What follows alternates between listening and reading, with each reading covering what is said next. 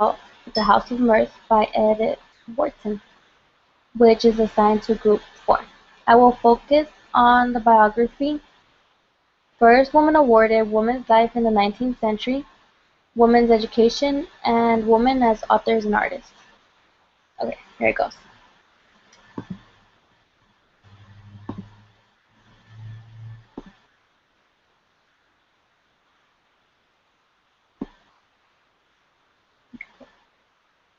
The House of Mirth, Edith Wharton,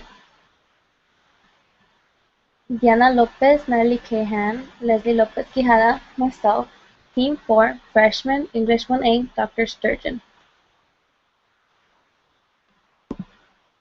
Biography. Edith Wharton was born Edith Newbald Jones on January 24, 1862 in New York City. Her parents, George and Lucretia Jones, were descendants of English and Dutch colonists. They made fortunes by banking, shipping, and real estate. Edith was expected to learn the rules and mannerisms and the rituals that were appropriate to her social class. Later she became a celebrated author and because of it was called a rebel for not following the rules of mannerism. Edith based her book on research she did in her father's library and classes given by her governess at home and in Europe. In 1885, Edith was 23 years old and married to Ted Robertson Wharton, who was 12 years older than her but maintained the same social background. They lived in a relatively comfortable life in New York, Rhode Island, and Massachusetts, but slowly Edith became unhappy with her marriage. This caused restlessness and contributed to her depression. She was treated throughout the 1890s, and her condition prevented her to publish her work until she was 36. By 1908, Wharton began an affair with Morton Fullerton, a journalist from the London Times living in Paris. She recorded all the details of their deeply intellectual love in her personal diaries. The affair with Fullerton led to a divorce with Ted Wharton in 1913. Wharton continued writing till the age of 75 in France. She is buried in the American Cemetery in Versailles. Edith Wharton, January 24, 1862, died August 11, 1937.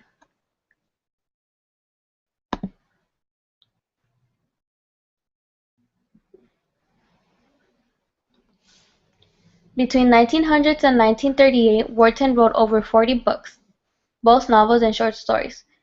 Widespread public recognition of Wharton's talent began after The House of Mirth was published in 1905. The fictional novel was based on an in-depth exploration of American society. After that, Wharton became an increasingly prolific. Ethan Frome was published in 1911, and in 1921 she won the Pulitzer Prize for The Age of Innocence, which many scholars and critics consider to be her best work. Wharton's life changed when World War I began. She also wrote reports for American publications supporting American involvement in the war. After the war, Wharton only returned to the United States once in her lifetime to accept her Pulitzer Prize. She was the first woman to accept this prize. She also designed and built her first real home, the Mount, in 1902. Wharton loved France and stayed for the rest of her life there. Woman's life. Women in Wharton's century had three main priorities. Keep their house clean, their husband happy, and their children healthy. The highest education they got was high school, and once they were done with high school, they were expected to get married. At a young age, 18 or so, they were expected to having their first child. If they had a job, they were expected to give up their job in order to get married.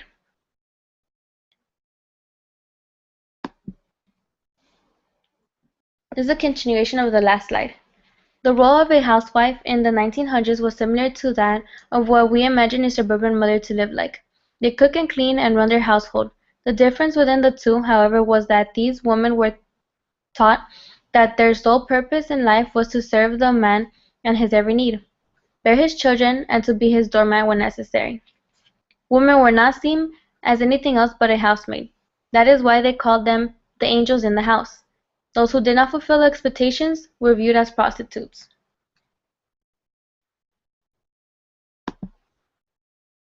Women's education. Women's education was not necessarily the first thing women thought about being their first priority. Their first priority was their house, husband, and children. Those who battle for success, education-wise, has a lot of scars because of the fights they had to go through with so many people. Not necessarily only men, but women as well. Some women viewed them as bad only because they were used to their lifestyle as a diligent homemaker. To this day, women are not treated equal, but thanks to those who stood up for women and showed men that women can be successful and not weak as men thought we were, letting ourselves be run over by our emotions, or so they said. Women can go to high school, college, even graduate, and be someone, not only a housemaid.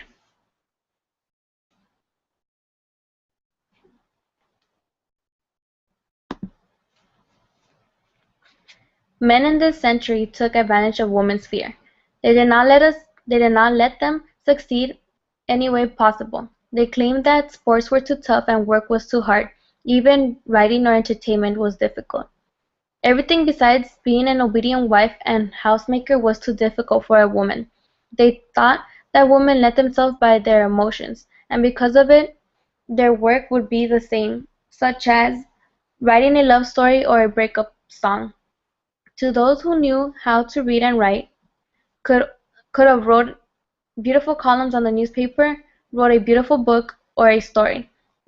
But because women wrote it, it was considered garbage. This is why women as authors and artists to build their work and have it out there in the world, they had to hit their names.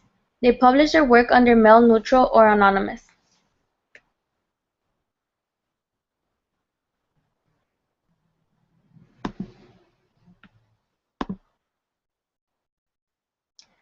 Well, thank you for watching the video. I hope you enjoyed it, and thank you for your time.